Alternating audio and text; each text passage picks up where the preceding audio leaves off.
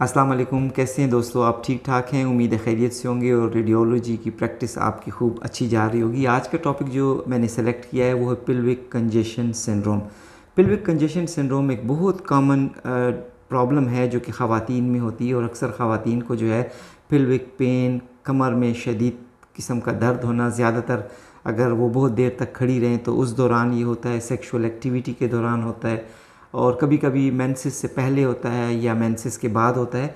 तो इस कंडीशन को हम पिल्विक कंजेशन सिंड्रोम कहते हैं और इस कंजेशन सिंड्रोम को कंफर्म करना जो है उसके लिए जो प्रायर मोडेलिटी है या जो प्राइमरी मोडेलिटी है वो है अल्ट्रासाउंड। अल्ट्रासाउंड पे हमें ये किस तरीके से नज़र आएगा और वो कौन सी फाइंडिंग है जो कि हम पिक कर सकते हैं और कंफर्म कर सकते हैं कि ये पिल्विक कंजेशन सिंड्रोम है। वैसे तो एमआरआई कराया जाता है और सीटी स्कैन कराया जाता है, लेकिन प्राइमरी तौर पर अगर आप अल्ट्रासाउंड करते हैं तो अल्ट्रासाउंड पे आपको कंफर्म हो जाता है कि ये पिल्विक कंजेशन सिंड्रोम है। पिल्विक कंजेशन सिंड्रोम होता क्या है? दरअसल इसमें जो इलियक आर्टरीज़ हैं और ओवेरियन आर्टरीज़ स्पेशली वेन्स जो हैं वो डायलेट हो जाती हैं और उसमें खून का दबाव ज़्यादा हो जाता है और जिसकी वजह से उन पिल्विक के एरिया में जो है वो ख़वातीन को दर्द महसूस होता है। तो इसको हम पिल्विक कंजेशन सिंड्रोम कहते हैं। ये पिल्विक कंजेशन सिंड्रोम हमें अल्ट्रासाउंड पे नज़र कैसे आएगा, इसकी वजूहात और अलामात कैसे हैं, इसको हम डायग्नोस कहते हैं कैसे करेंगे, ये तमाम इन्फॉर्मेशन इस वीडियो में शामिल है। तो आइए ये वीडियो देखते हैं। पिल्विक कंजेशन सिंड्रोम ख़वातीन का एक बहुत बड़ा मसला है और इसकी जहाँ तक अलामात का ताल्लुक़ है तो ख़वातीन को क्रॉनिक पिल्विक पेन होता है। अगर बैठे हुए खड़े हों तो उस सूरत में ज़्यादा होता है, ज़्यादा देर तक खड़े रहने से इसकी अलामात वर्स होती हैं, ज़्यादा हो जाती हैं।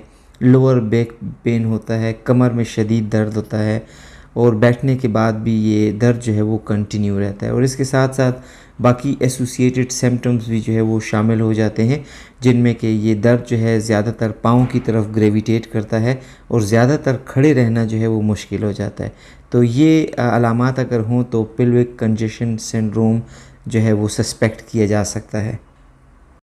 तक पिल्विक कंजेशन सिंड्रोम की काजेज़ का ताल्लुक़ है तो सबसे बड़ी काज जो है वो वेनस वेल कॉम्पिटेंसी है। जो वेसल्स जो हैं यूट्रस को सप्लाई होती हैं, अगर उसके वेल्व्स जो हैं ख़ुसूसी तौर पर जो वेन्स हैं उसकी वेल्व्स इनकॉम्पिटेंट हों या फेल हो जाएं या प्रॉपर तरीके से वर्क ना करें तो जितना भी ब्लड है वो ज़्यादातर आकर यूट्रस में और पेरी यूट्रल एरिया में जो है वो रुक जाता है और वहाँ पे ये दर्द का सबब बनता है। दूसरा जो रीज़न है वो प्रेगनेंसीज़ हैं या अगर बहुत मल्टीपल प्रेगनेंसीज़ हों तो इस दौरान में जो है जितना भी ब्लड है वो उसकी सप्लाई यूट्रस को और उसके इर्द गिर्द एरिए को हो जाती है और वेनस इनकम्पिटेंसी की वजह से ये ब्लड दोबारा वापस जाता नहीं है और यूट्रस के इर्द गिर्द ही जमा रहता है, जिसकी वजह से शदीद किस्म का पेन होता है। तो ये प्रेगनेंसीज़ के दौरान या बसा औक़ात मल्टीपल प्रेगनेंसीज़ हो तो उसके बाद ये देखने में मिलता है। पिल्विक कंजेशन सिंड्रोम की डायग्नोसिस के लिए जो प्राइमरी मोडेलिटी है वो अल्ट्रासाउंड है। अल्ट्रासाउंड पर काफ़ी कॉन्फिडेंटली जो है ये डिज़ीज़ पिक की जा सकती है, स्पेशली अगर उस पर डॉपलर इफ़ेक्ट डाले जाएं तो जो वेन्स हैं वो क्लियरली नज़र आ जाती हैं और डायलेटेड चैनल्स को जो है आसानी से अप्रिशिएट किया जा सकता है। किसी भी डाउट की सूरत में सेकंड मॉडलिटी सीटी जो है वो एडवाइस की जाती है, लेकिन एमआरआई जो है वो इन तमाम पर जो है सबकत ले जाती है, क्योंकि एमआरआई बहुत कॉन्फिडेंटली आपको सराउंडिंग एरिया में सराउंडिंग स्ट्रक्चर जो है वो एक्सप्लेन कर देते हैं और पिल्विक कंजेशन सिंड्रोम के लिए जो है बेस्ट मॉडलिटी जो है वो एमआर होगी। रेडियोलॉजी मॉडलिटी में हम ट्रीटमेंट पाथवे डिस्कस नहीं करते, लेकिन चूँकि एज ए कंप्लीट वीडियो आपको थोड़ी सी इन्फॉर्मेशन ट्रीटमेंट के बारे में भी बता दी जाती है कि जो पहली चॉइस ट्रीटमेंट है वो पिल्विक वेनस एम्बोलाइजेशन की जाती है ताकि उसकी जो इनकम्पिटेंसी है उसको करेक्ट किया जा सके। फिर उसके बाद उसकी मेडिकेशंस दी जाती हैं ताकि पेन, एनाल्जेसिक, एंटीबायोटिक्स, ताकि जो एसोसिएटेड सिम्टम्स हैं वो कवर किए जा सकें और मेनली जो है वो पेन के लिए एनाल्जेसिक मेडिसिन जो है एडवाइस की जाती हैं। और थर्ड में जो है वो लाइफस्टाइल चेंजिंग है कि आपको अपने पास्चर का ख्याल रखना, अगर लॉन्ग स्टैंडिंग है तो आप उसको अवॉइड करें और अगर आप डिफरेंट ऐसी एक्टिविटीज़ हैं जिससे कि ये कंडीशन वर्स होती है तो आप उसमें मॉडिफिकेशन करें, उसमें चेंजिंग करें। तो ये तीन पैटर्न जो हैं, ये तीन जो स्टाइल हैं, ये ट्रीटमेंट के पाथवे हैं जो कि पेल्विक कंजेशन सिंड्रोम के लिए इस्तेमाल किए जाते हैं। ये ट्रांस एब्डोमिनल इमेज है, अगर आप गौर से देखें तो आपको फंडस के करीब जो है डायलेटेड वेस्कुलर चैनल्स जो हैं वो नज़र आ रहे हैं। और अगर आप देखें तो ये आपको यूट्रस, बॉडी, फंडस और उसके जो लोअर सर्वाइकल एरिया नज़र आ रहे हैं, लेकिन पोस्टीरियर वॉल पे आप देखें तो ये तमाम डायलेटेड चैनल्स आपको नज़र आ रहे हैं। तो ये पेल्विक कंजेशन सिंड्रोम आपको अल्ट्रासाउंड पे इस तरीके से नज़र आएगा।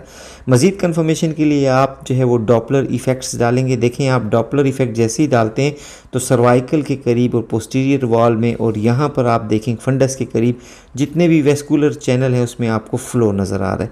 तो आपको टर्बुलेंट फ़्लो जो है इसमें नज़र आएगा। ये देखें ये लॉन्गिट्यूजनली सुपीरियर वॉल पे भी जो है आपको तमाम वेस्कुलर चैनल जो हैं वो डायलेटेड जो है वो नज़र आ रहे हैं। तो ये पेल्विक कंजेशन सिंड्रोम जो है इसमें आप जब अल्ट्रासाउंड पर स्पेशली डॉपलर अल्ट्रासाउंड या डॉपलर इफ़ेक्ट्स डालेंगे तो आपको तमाम वेस्कुलर फ़्लो भी नज़र आ जाएगा। और अगर आप ग्रे स्केल पे देख रहे हैं तो आपको डायलेटेड वेसल्स वैसे ही नज़र आ जाती हैं।